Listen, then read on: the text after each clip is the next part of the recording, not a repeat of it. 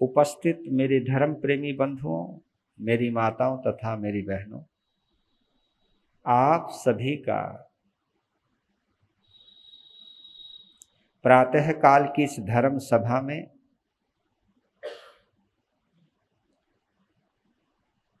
रक्षा बंधन के पवित्र त्योहार में तथा हमारी आत्मा में परमात्म भाव को जगाने में सक्षम समर्थ दिव्य कथा महावीर कथा में हार्दिक हार्दिक स्वागत करता हूं। आप सभी के उज्जवल भविष्य की मंगल कामना करता हूं।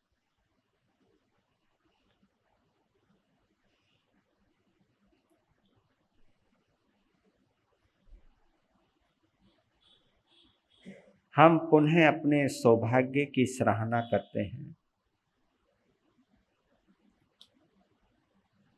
कि हमको और तुमको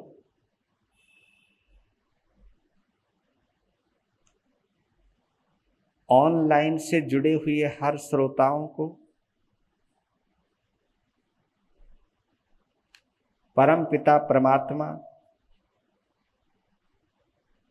प्रभु महावीर के जीवन चरित्र को, महावीर कथा को सुनने का, समझने का और उन्हें महसूस करने का सौभाग्य प्राप्त हो रहा है।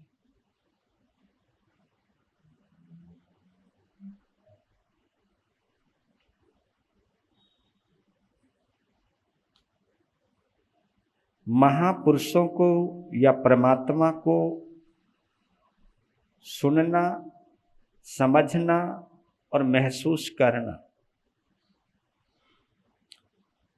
ये अपने आप में इस भौतिकवादी युग के अंदर चमत्कार है।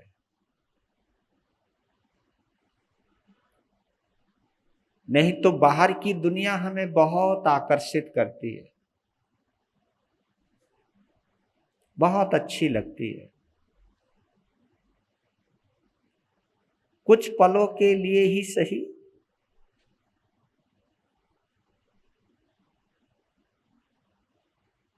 उन पलों में भी अगर महावीर हमें सुहाने लग जाएं या सुहावने लग जाएं, मन भावन लग जाए, मन को अच्छे लगने लग जाए, तो इन पलों में ही आप सम्यक्त्व की उपार्जना कर सकते हो।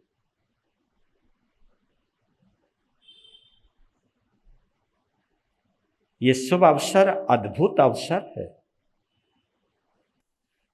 महावीर की कथा के माध्यम से आपको आपकी चेतना से जोड़ना चाहता हूं।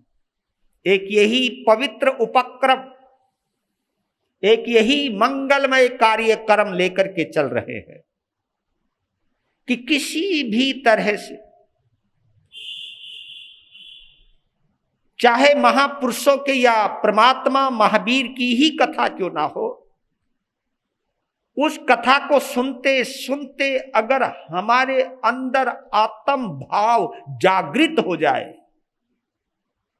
आत्म भाव यानी सभी को अपना मानने के भाव पैदा हो जाए,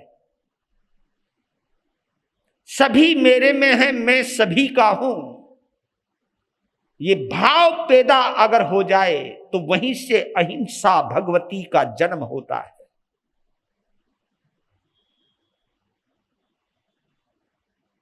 बिना अहिंसा के आप परमात्मा का अनुभव नहीं कर पाओगे। बिना अहिंसा के आप अपनी आत्मा का अनुभव नहीं कर पाओगे। अहिंसा ही एक ऐसी है जो हमें हमारी आत्मा के निकट लेकर के आती है, समीप लेकर के आती है। और एक बार आत्मा से निकटता बन जाए तो परमात्मा का क्या स्वरूप होता है, परमात्मा का एक महान व्यक्तित्व क्या होता है,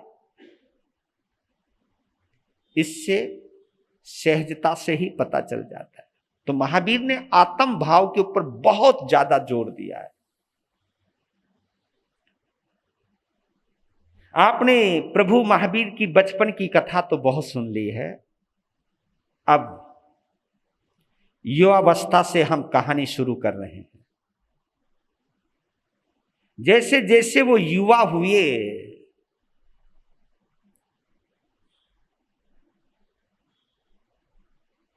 सोलह साल की उम्र में भी भरे पूरे नजर आ रहे हैं।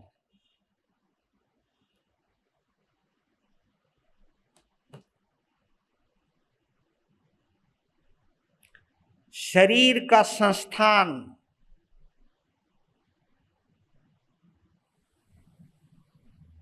और संहनन इतना गजब का है। उनकी तेजस्विता, उनका सौंदर्य बचपन में ही इतने सुंदर थे, तो जवानी में शरीर उभरने लगा और सौंदर्य के जितने भी तत्व थे, जिसको हम सौंदर्य कहते हैं, सुंदरता कहते हैं, वो सभी तत्व उभरने लगे। आप अनुमान नहीं लगा सकते, मैं भी अनुमान नहीं लगा सकता, क्योंकि हमारा अनुमान वहीं तक जाएगा जितना हम कर सकते हैं, और हम उतनी ही कल्पना कर सकते हैं जो हमने बहुत सुंदर व्यक्ति देखा होगा, बस वहीं तक ही जाओगे आप देवताओं के भी सौंदर्य का उसी तुलना में ही करोगे, क्योंकि व्यक्ति अपने इमेजिनेशन से बाहर नहीं जा सकता, वो अपने दायरे से बाहर नहीं जा सकता। आपने देखा होगा उत्तर भारत के जितने भी देवी देवता हैं सब गोरे हैं, और साउथ में जितने भी देवी देवता हैं सब, है ना। तो आप इससे सोच सकते हो ना, क्योंकि मैं जो हूं ना, हम कभी अपने इमेजिनेशन से बाहर नहीं जा सकते। एक्चुअल वो कैसे हैं, क्या थे, वो हम नहीं सोच सकते। उसके लिए हमारे पास निष्पक्ष ज्ञान चाहिए, यानी हमारी मानसिकता की कोई मिलावट नहीं चाहिए वहां। आप लोग भी तो साधु संतों के बारे में वही इमेजिनेशन करने लग जाते हो जो तुमको भर दिया जाता है। तो वही आप एक पिक्चर तैयार कर लेते हो, बस संत ऐसा होना चाहिए, फिर उसके अनुसार आपका व्यवहार चलने लगता है, और आप बाहर की क्रियाओं के आधार पर ही आप उसका विश्लेषण करने लग जाते हो।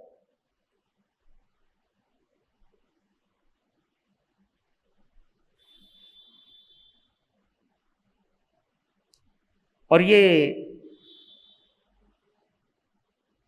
वर्णन ऐसा आता है कि महावीर जैसे जैसे युवा हुए तो विशाल गणराज्य था वो, और गणराज्य के वो भी एक हिस्सा थे। राजा चेतक उनके मामा थे। किनके? भगवान महावीर के मामा से। और राजा चेतक पूरे गणराज्य के अध्यक्ष थे, जिसको हम कहते हैं उस वक्त की कोई राष्ट्रपति भी हो सकता है, कहीं प्रधानमंत्री भी हो सकता है, यानी सर्वशक्ति संपन्न थे वो, क्योंकि राष्ट्राध्यक्ष थे वो, गणराज्य के अध्यक्ष थे वो। यानी जितने भी उस गणराज्य में सैकड़ों राजा थे, सब उनके अधीन थे, वो अध्यक्ष थे, उनके मालिक थे, बॉस थे उनके।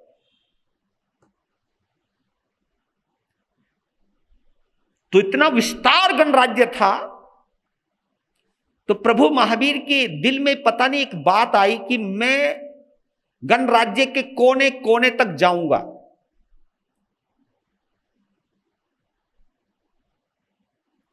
हर मिट्टी को देखूंगा, मिट्टी से जुड़े हुए लोगों को देखूंगा,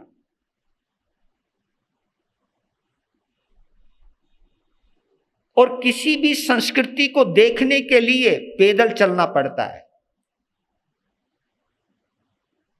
जितने प्रदेशों का अनुभव जैन संतों को होता है उतना अनुभव गाड़ी में घूमने वालों को नहीं होता।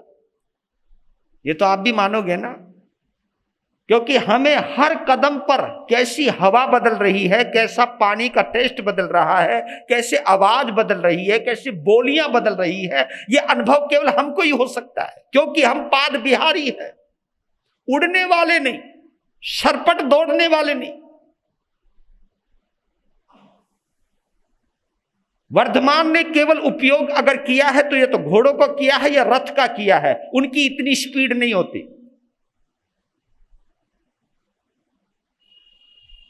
अब तो वाहन इतनी स्पीड वाले हो गए कि एकदम ब्रेक लगाओ तो वही पलट जाए, लफड़ा है। ये तो जानते हो ना, एकदम ब्रेक लगाओ तो वही पलटने का डर हो जाता है। हमने आज तक नहीं सुना बैलगाड़ी के नीचे आके कोई मर गया हो, जबकि ये सुन लेते मोटरसाइकिल ने टक्कर मारी, बंदा गायब, मोटरसाइकिल से मर जाता बंदा, कभी पहले बैलगाड़ी से नहीं मरता था। ये सब रफ्तार है, रफ्तार बढ़ा दी गई है। इस युग ने स्पीड पर काम किया है, और इस स्पीड में कौन अपना कहां खो गया पता ही नहीं चलता। एक बार गाड़ी स्टार्ट हो जाए, अगर किसी को बेचारे को, घर वाले को कोई बात याद आ जाए, बाहर आए तो गाड़ी गायब।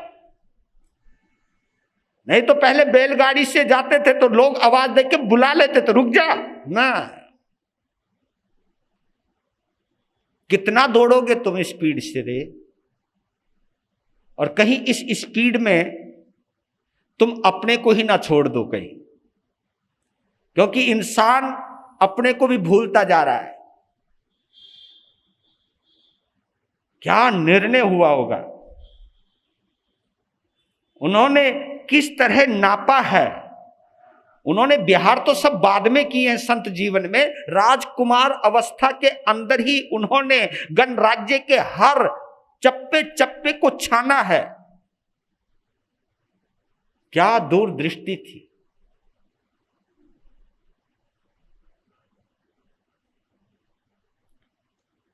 तो एक प्रसंग सुना रहा हूं कि जिस वक्त वो 16 वर्ष के हुए तो राजा सिद्धार्थ और त्रिशला आपस में बैठे बात कर रहे थे। तो उनका कोई भी बात का मुद्दा होता था तो वर्धमान ही होता था, घूम फिरकर बात वर्धमान पर ही आकर के रुकती थी। राजा सिद्धार्थ ने कहा कि वर्धमान अब जवान हो गए हैं और उनको कुछ जिम्मेवारी भी संभालनी चाहिए, और उन जिम्मेवारियों के लिए, क्योंकि राजघराने में पैदा हुआ तो शस्त्र विद्या तो उनको आनी चाहिए। तो राजा की बात पर सहमति जताई पत्नी ने, कहा कि हाँ आपकी बात बिल्कुल दुरुस्त है, सोच आपकी अच्छी है।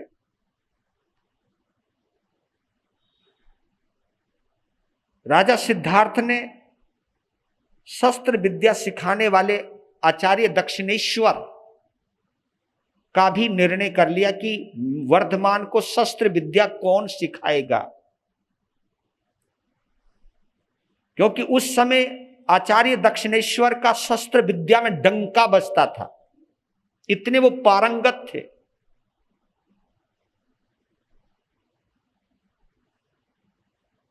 जब भी आपके पास 2 पैसे फालतू होते हैं या ज्यादा होते हैं तो आप ये सोचते हो कि मैं अपनी संतान को अच्छी से अच्छी एजुकेशन दिलवाऊं, अच्छे से अच्छे स्कूलों में पढ़ाऊं, अच्छे से अच्छे विद्यालय में पहुंचाऊं। आप कोई कमी नहीं रखना चाहते अपनी औलाद के लिए। तो वही सोच उनकी भी है, वही सोच पहले भी थी, वही सोच आज भी है। तो बुला लिया वर्धमान को कि आपको शस्त्र विद्या सीखनी। और देखो क्या गजब की बात है, वो अपने माता पिता की कोई बात को मना नहीं करते थे, जो आज्ञा। पहुंचा दिए गए आचार्य दक्षिणेश्वर के आश्रम में, वेलकम हुआ, मंत्रोच्चार के द्वारा उनको विद्यार्थी घोषित किया गया, और वो सहजता से उसी प्रक्रिया से गुजर रहे हैं। अस्त्र शस्त्रों की पूजा हो गई, धनुष बाण पकड़ा दिया वर्धमान के हाथ में, सामने पेड़ पर एक पक्षी बैठा है, उसके लिए बोला है कि इसके ऊपर निशाना लगाना है, और जो भी मंत्रोच्चार करने थे मंत्रोच्चार कर दिया, और आचार्य दक्षिणेश्वर ने कहा कि निशाना लगाइए। निशाना लगाना शुरू किया, लेकिन अचानक धनुष बाण जो सामने कर रहे थे उसको नीचे की तरफ कर दिया, और निशाना लगाया तो लगाया कहां पर? अपने पांव के अंगूठे पर।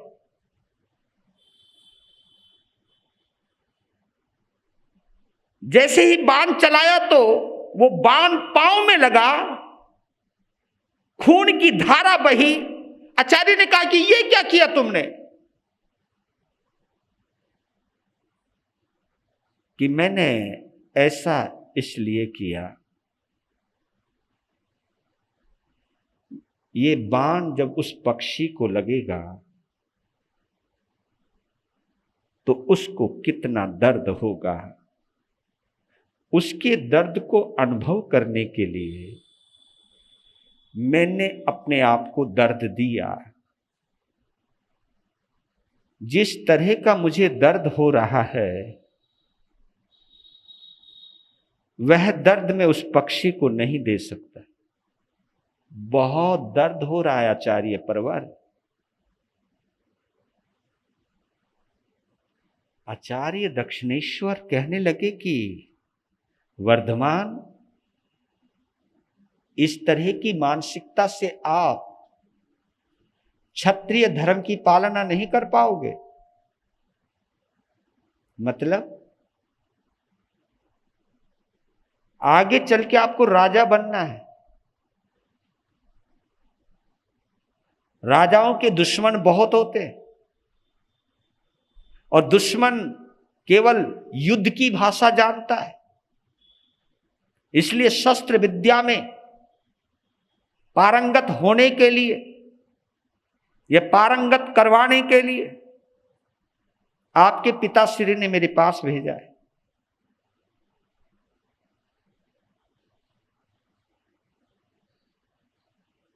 धनुष बाण को एक तरफ रखते हुए हाथ जोड़ करके आचार्य दक्षिणेश्वर से कहा,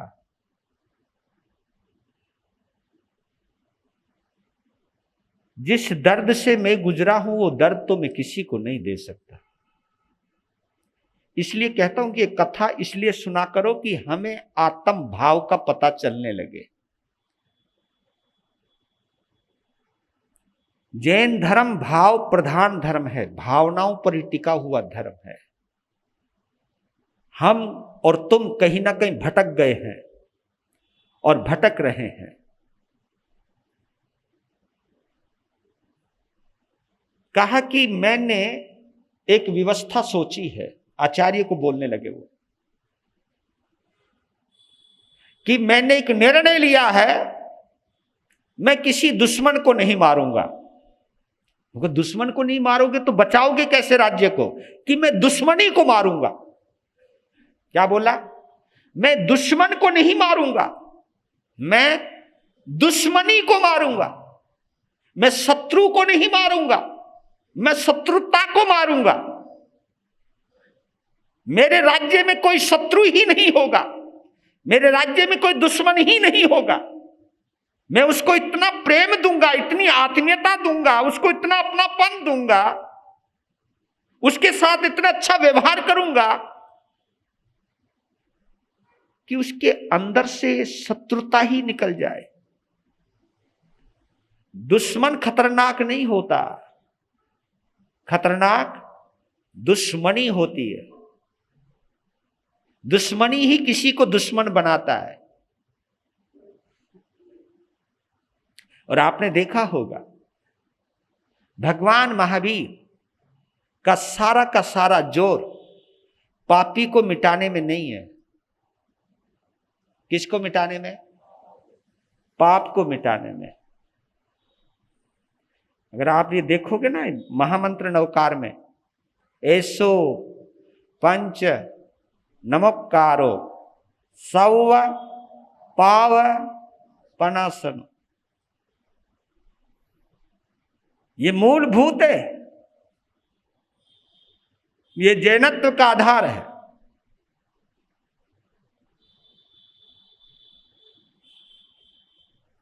पाप को मिटाना है, पापी को नहीं, क्योंकि एक पापी को मिटाओगे और पापी तैयार हो जाएंगे। पाप ही मिट गया तो पापी अपने आप ही मिट जाएगा। खतरनाक पापी नहीं होता है, खतरनाक पाप होता है। जिस पाप ने उसे पापी बनाया, वो पाप ही अगर खत्म हो गया तो पापी तो अपने आप ही। पापी का संबंध पाप से कट जाए तो फिर वो इंसान परमात्मा ही होता है। पाप ही हमें परमात्मा से दूर करता है। पाप मिट जाए तो फिर आप में और परमात्मा में कोई अंतर नहीं रहता। इसलिए कहा जाता है आत्मा परमात्मा में कर्म का ही भेद है। काट दे जो भेद, काट दे जो कर्म को, फिर भेद है ना खेद है। कर्म अगर कट जाए, और मेन मुख्य रूप से यही है। और कमाल हो गया, वर्धमान बोलते जा रहे हैं और आचार्य दक्षिणेश्वर उन शब्दों को पीते जा रहे हैं, और उनके जीवन पर इतना जबरदस्त प्रभाव हुआ। आचार्य दक्षिणेश्वर ने कह दिया कि मैं आज तक शस्त्र विद्या को सबसे प्रबल विद्या समझता था, लेकिन आज आपने उस शस्त्र की जानकारी दी। क्योंकि भगवान ने बताया ये जो शस्त्र है, ये जो शस्त्र है जो आपने मेरे हाथ में दिया है, ये शस्त्र केवल शत्रु को मिटाता है, लेकिन मेरे पास एक ऐसा भी शस्त्र है जो शत्रुता को मिटाता है। ये शस्त्र, ये हथियार दुश्मन को मिटाता है, लेकिन एक पावर हमारे पास है ऐसी जो दुश्मनी को मिटाता है। और हमें प्रयास करना चाहिए दुश्मन को मिटाने का नहीं, बल्कि दुश्मनी को मिटाने का। दुश्मनी मिट गई तो दुश्मन तो अपना भी खत्म हो गया। और आपको बता देता हूं, अहंकार शास्त्र को भी शस्त्र बना देता है। गौर कीजिएगा क्या शब्द बोला मैंने, अहंकार शास्त्र को भी शस्त्र बना देता है। मैत्री भाव, अंदर का प्रेम, अंदर का स्नेह शस्त्र को भी शास्त्र बना देता है।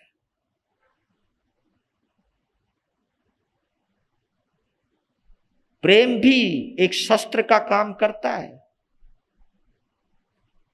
प्रेम सामने वाले के अंदर से दुश्मनी को मिटा देता है, तो है ना शस्त्र का काम, जिसमें ना खून खराबा हुआ और शत्रुता भी खत्म। पर लेकिन इसके लिए, और याद कर लेना, शत्रु को मिटाना बहुत आसान है।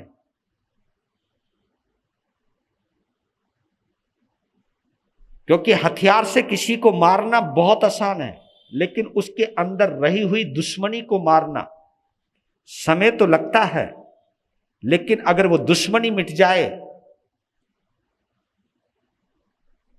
तो दुश्मन तो वैसे ही खत्म हो जाए।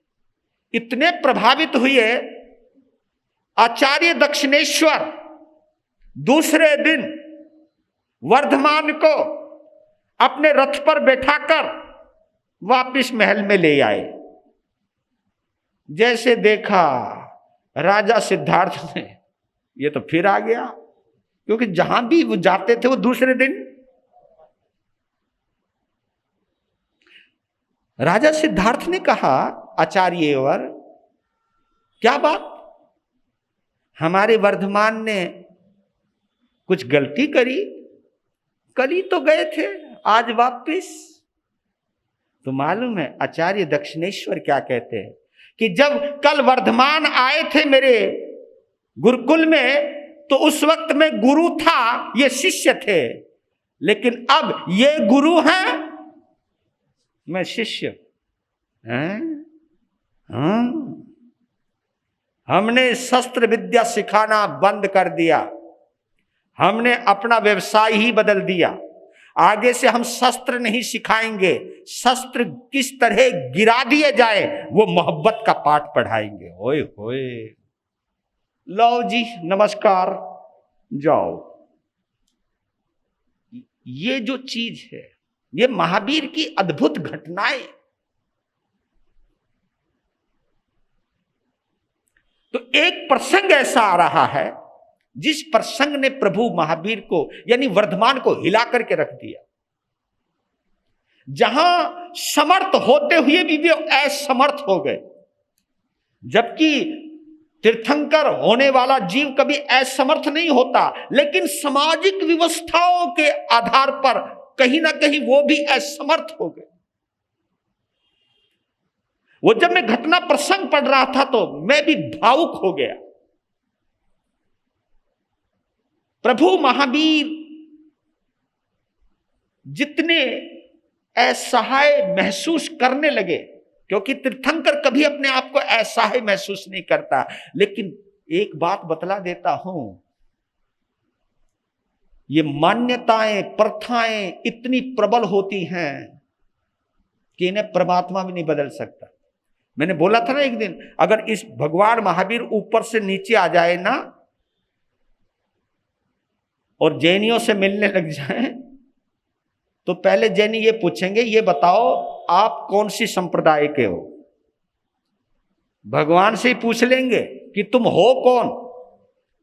आदमी आज संप्रदाय के अंदर इतना बंध गया है। मैंने बोला था ना कि परंपरा इतनी मजबूत हो जाती है, परंपरा से कहीं ना कहीं हमारा अहंकार, हमारी ईगो, हमारी जो एक मान्यताएं यानी जिसको मन स्वीकार कर लेता है, मन जिसको मानने लग जाता है, उसको हम मान्यता कहते हैं। मान्यता को तोड़ना और छोड़ना बहुत मुश्किल है, बहुत मुश्किल होता है। आप लोग भी, कई लोग यहां पर भी, हर कोई सरमन संघ की मान्यता से, कोई ज्ञान गज की मान्यता से, कोई किसी की मान्यता से, कोई किसी दिगंबर की मान्यता से, कोई शतांबर की मान्यता से, कोई मंदिर मार्गी की मान्यता से इतना बंध जाता है, इतना बंध जाता है कि उस मान्यता की पट्टी को हटा नहीं पाता। आदमी उदार नहीं बन पाता।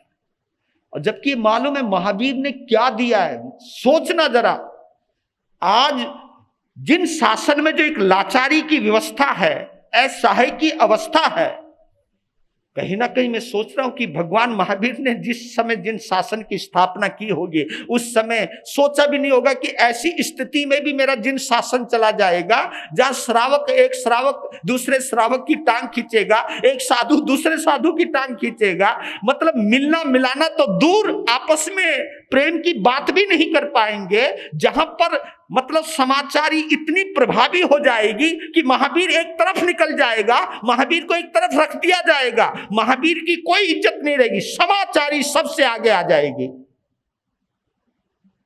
तो ये व्यवस्था भगवान महावीर की मौजूदगी में भी थी।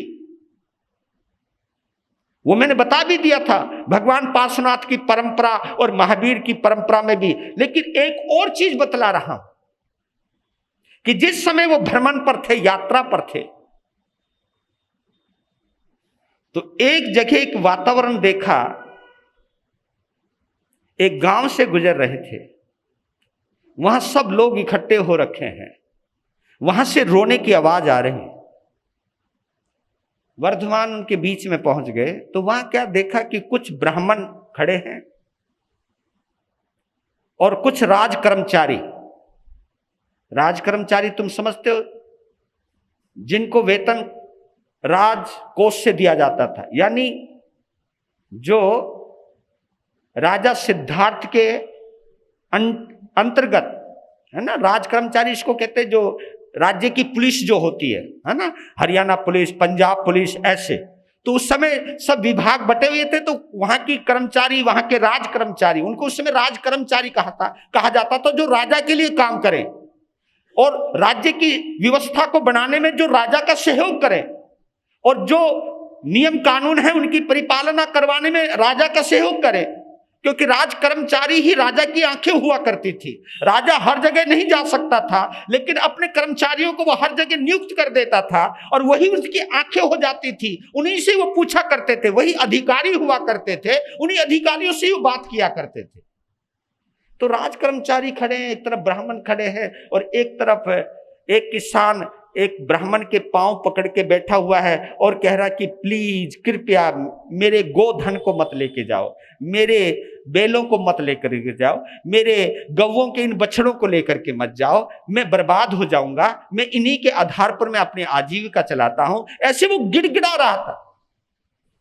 राज कर्मचारी उसे ब्राह्मण के पांव छुड़वा रहे, हट हट, छोड़िए ये पांव, छोड़िए, जो ये कर रहे हैं इनको करने दो।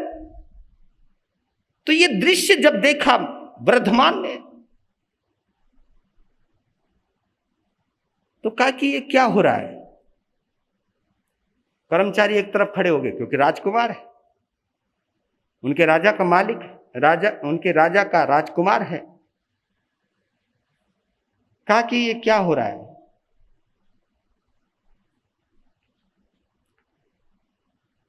तो ब्राह्मण प्रमुख उस वक्त जो ब्राह्मणों का लीडर है, ब्राह्मणवाद, क्योंकि मैंने आपको बतलाया कि भगवान महावीर श्रमण संस्कृति के प्रतीक हैं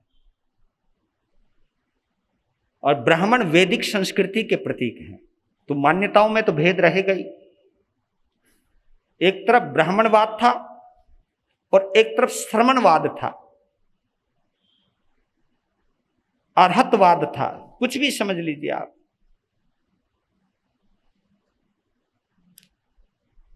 वैदिक परंपरा कहीं ना कहीं क्रियाकांड पर जुड़ी हुई रहती है, उनके लिए क्रियाकांड सबसे ऊपर होते हैं। जो भी कट्टरपंथी वर्ग है, चाहे वो मुस्लिम है चाहे वो कोई भी है, मतलब जो कट्टरवादी है वो क्रियाकांड को सबसे ऊपर रखता है। मतलब उनके लिए आत्मा कोई मैटर नहीं करती, उनके लिए संवेदनाएं कोई मैटर नहीं करती हैं, क्रिया सबसे ऊपर मैटर करती है। यानी जो परंपरा से चला आ रहा है उसी को, उस मान्यता को क्रियान्वित करने पर ही उनका फोकस होता है, उसी को वो धर्म कहते हैं। हमारा ये धर्म है, ऐसा वो मानते। ये कुछ बातें हैं ऑनलाइन जा रही हैं, तो मैं पहली माफी मांग लेता हूं कि कुछ बुनियादी अंतर होते हैं, उन्हीं अंतरों के आधार पर ये अंतर चलता है।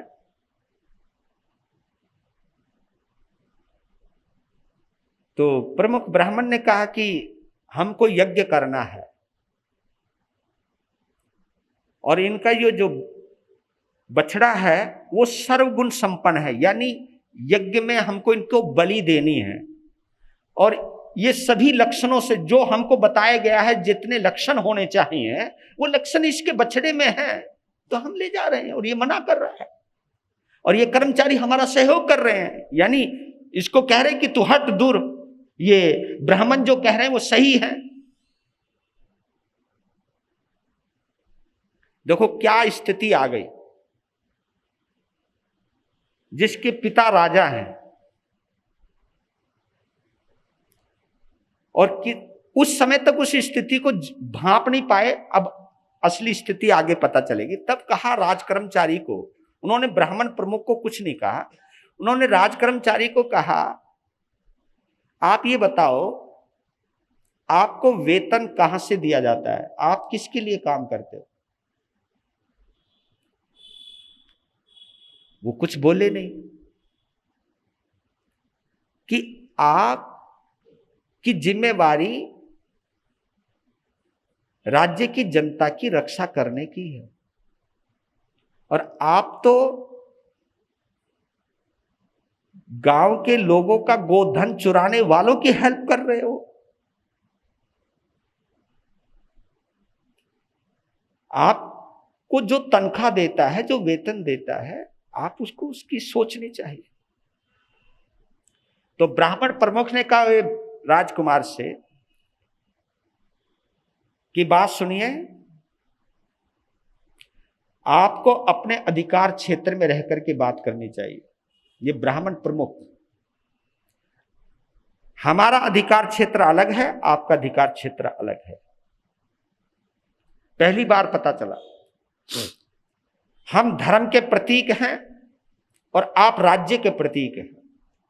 आपको राजधर्म की पालना करनी है, हमको धर्म की पालना करनी है। हमें कोई हक नहीं है तुम्हारे बीच में हस्तक्षेप करने का तुम्हें भी कोई हक नहीं है, हमारी किसी भी क्रिया में हस्तक्षेप करने का। ये संवाद है या विवाद है, आप खुद समझिएगा। अगर आपको युद्ध के बारे में बात करनी है तो आपको अधिकार है, राजा के क्या क्या अधिकार होने चाहिए उसका ज्ञान करना है, यह आपका अधिकार है। लेकिन ब्राह्मणों को क्या करना है क्या नहीं करना है इसका अधिकार तुम्हें नहीं, उसका अधिकार हमें है। हमारे अधिकारों के बीच में आपको अड़ंगा लगाने की कोई जरूरत नहीं है, आप अपने अधिकार में रहिए। फिर भी वो बहुत सौम्य रहे। कहा कि हे महानुभाव, आप परंपरा का धर्म निभाते हो, आप परंपरा की आज्ञा का पालन करते हो, लेकिन मैं जीवन का धर्म निभाता हूं और जीवन की आज्ञा की पालना करता हूं। जीवन यानी जीव आत्मा से जुड़ा हुआ मामला है। मैं आत्मा की चर्चा करता हूं, मैं जीवन की बात करता हूं। आप परंपरा को मानते हो, मैं परमात्मा यानी आत्मा को मानता हूं। कहा कि यहां मान्यता नहीं, और याद रख लेना तुम्हारे पिता का राजाभिषेक हमने किया है, हमने, क्योंकि राजाभिषेक ब्राह्मण ही करवाते थे कि हमारी वजह से तुम्हारा बाप राजा है और तुम कोई राजा नहीं हो। ये कानून में लिखा हुआ है कि ब्राह्मण अगर धर्म के कार्यों के लिए कोई लकड़ियां लेना चाहे, कोई जीव लेना चाहे, कोई गोधन लेना चाहे, तो उनको अधिकार है, उनको कोई मना नहीं कर सकता।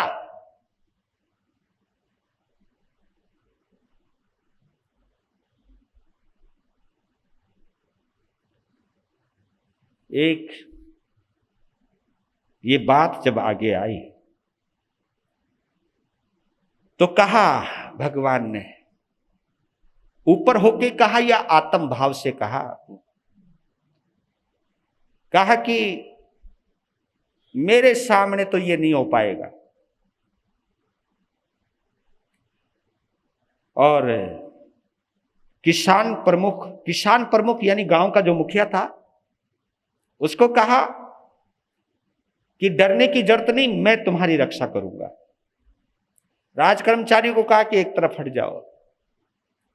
राजकर्मचारियों ने कहा कि माफ करना, राजा की आज्ञा है कि इन बैलों को ले जाने में कोई भी अड़ंगा डाले तो उससे रक्षा करना हमारा धर्म है। कि ठीक है, तो मैं तैयार हूं। जैसे वो आगे बढ़े, पता नहीं क्या अचानक हुआ, जो गांव का किसान प्रमुख था वो आगे आ गया और उन्होंने राजकुमार वर्धमान के पांव पकड़ लिए। कहा कि इनको गोधन को ले जाने दो, मत रोको। क्यों? इस समय आप तो बचा लोगे हमको, लेकिन जब आप यहां से चले जाओगे हमारे साथ क्या होगा वो हम जानते हैं।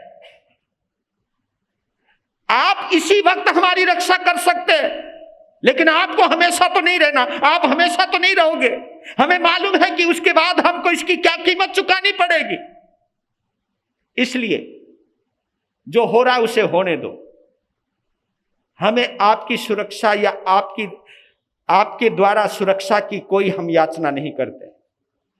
पहली बार भगवान महावीर वर्धमान को धक्का लगा कि लोग मान्यताओं में इतने बंध जाते हैं कि वो भी, और वैसे देखा जाए आदमी डर के मारे समझौता कर ही लेता है, वो भविष्य की सोच लेता है।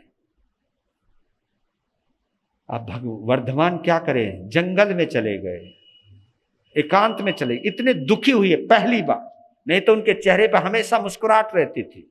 लेकिन जब देखा कि ये हो क्या रहा है, जिसका पिता राजा हो और जो स्वयं भगवान पार्श्वनाथ की परंपरा का मालिक हो और अहिंसा के ऊपर जिसे विश्वास हो, उसके राज्य के अंदर भी पशु हिंसा की इजाजत, यज्ञ के अंदर बलियों की हिंसा की इजाजत।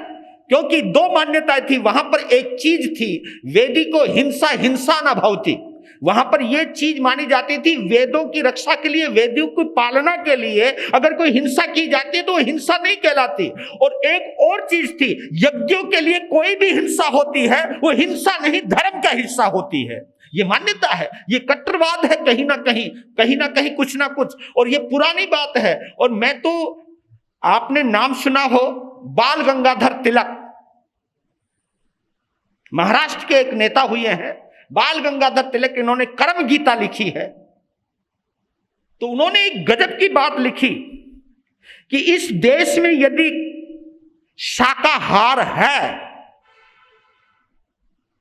तो वो केवल जैन धर्म के कारण है। ये मैं नहीं बोला, मैंने उनकी कर्म गीता में ये शब्द पढ़े कि इस देश में कहीं भी शाकाहार है तो किसकी वजह से? जैन धर्म के कारण है।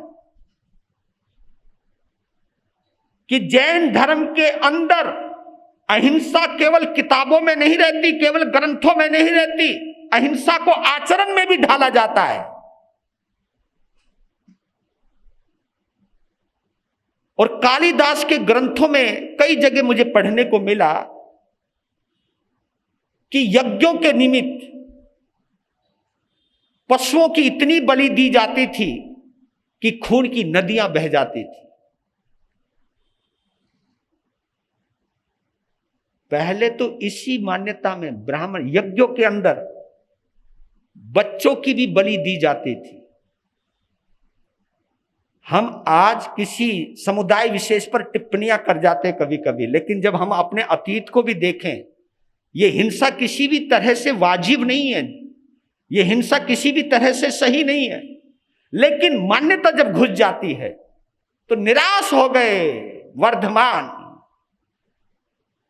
जंगल में बैठे रहे, सोचते रहे, और उधर चिंता शुरू हुई क्योंकि दिन छुपने को आया। दिन छुपने से पहले वर्धमान वापिस राजमहल आ जाते थे। और हुआ ये कि ब्राह्मण प्रमुखों ने राज दरबार में उपस्थित होकर के वर्धमान की कारस्तानी की सूचना दी कि आज वर्धमान ने हमारे धर्म कार्यों में विघ्न डाला है, आप अपने वर्धमान को समझाइए। तो ब्राह्मणों का एक जब समुदाय वहां पहुंचा तो राजा सिद्धार्थ भी घबरा गए। घबराने की वजह से वो महल में चक्कर काटने लगे, जैसे तुम लोग काटते जब टेंशन आती है, तुम भी काटते दबादब, कभी सिर खुजावे, कभी क्योंकि टेंशन में खुजली होती है ज्यादातर, है ना, मतलब टेंशन बहुत बुरी होती है। कभी कभी तो तुम लोग महाराज जी के पास भी बैठे बैठे सिर खुजाते रहते हो कि महाराज कुछ ना बोले तो, बोले तो बहुत अच्छी बात है, ना बोले तो टेंशन में आ जाते हो। तो उनको देखा तो नंदीवर्धन ने देखा पिताजी थोड़े से परेशान हैं, त्रिशला ने भी देखा कि पतिदेव परेशान है, और बेचारे की कोई हिम्मत नहीं करे, बस बड़बड़ा रहे हैं कि वर्धमान को अपनी औकात में रहना चाहिए, वर्धमान को अपने मर्यादा में रहना चाहिए। ऐसे कोई है कि मतलब जहां चाहो वहीं किसी के मान्यताओं के बीच में अड़ंगा डालने लग जाते हैं। हे भगवान, पता नहीं ये बच्चा कब समझेगा। मैं समझता था जो जो बड़ा होएगा और समझदार हो जाएगा, लेकिन उसने एक ये कौन सा पंगा कर दिया, क्योंकि उनको अपनी राजगद्दी की चिंता हो गई। क्योंकि राजा को तभी तो चिंता हुई कि कहीं यार ये हो क्या गया, कहीं कुछ नया पंगा खड़ा ना हो जाए। ऐसा हो जाता है, ये तुम्हें भी चिंता हो जाती कि महाराज जी कुछ शब्द ऐसा ना बोल दे, कोई पंगा ना खड़ा हो जाए। और मैं अगर सही बात भी बोलूं, प्रामाणिक बात भी बोल लूं, लेकिन पंगा होने का डर है, तो तुम ये भी कह देते हो मुझे कि कह सकते हो कि महाराज जी बात सही है पर लेकिन मत बोलो, व्यवस्था को देखा करो। कभी कभी मान्यताएं हम लोगों के ऊपर इतनी सवार हो जाती हैं कि हमें मालूम है कि बात सही कही जा रही है, लेकिन कहीं ना कहीं कुछ ना कुछ विरोध हो जाए तो उसका हम सामना कैसे करेंगे। हो सकता है तुम्हारी चिंता वाजिब हो, लेकिन इसका निर्णय धर्म क्षेत्र नहीं करता है या आत्मा का क्षेत्र नहीं करता है। टेंशन होगी। इतने में सुपार्श आ गए। सुपार्श यानी राजा सिद्धार्थ के छोटे भाई, यानी वर्धमान के चाचा। भाई था, छोटा था, हाथ पकड़ लिया, क्या हुआ इतने परेशान? आज बहुत पंगा हो गया, पता नहीं कौन से गांव में गया था वर्धमान, वहां पर उसने ब्राह्मणों से जिरेबाजी करी और लड़ने को तैयार हो गया। ऐसे क्या करने की जरूरत थी? तो सुपार्श ने कहा कि वर्धमान ने कुछ गलत तो नहीं कहा, नहीं बस रहने दो, इतना मत बिगाड़ो उसको, तुम्हें मालूम होना चाहिए कि मैं कहां पर बैठा हूं, मेरा क्या दायित्व है। कहा कि वर्धमान कभी कोई बात गलत नहीं कहता, वो होने वाला तीर्थंकर, वो होने वाला महापुरुष है। उधर से दिन छुप गया, त्रिशला बेचैन, बस वो रोने ही वाली थी, वर्धमान क्यों नहीं आए, मेरा बच्चा क्यों नहीं आया, मेरा बेटा क्यों नहीं आया। मां की पुकार बेटे तक पहुंची, बेटा चला आया, आपका समय हो गया, है ना। तो उस वक्त क्या जिरह होगी वहां पर, ये मां देखने वाला है, कहीं ना कहीं पिता की असमर्थता, और कहां से कहां बात चलेगी।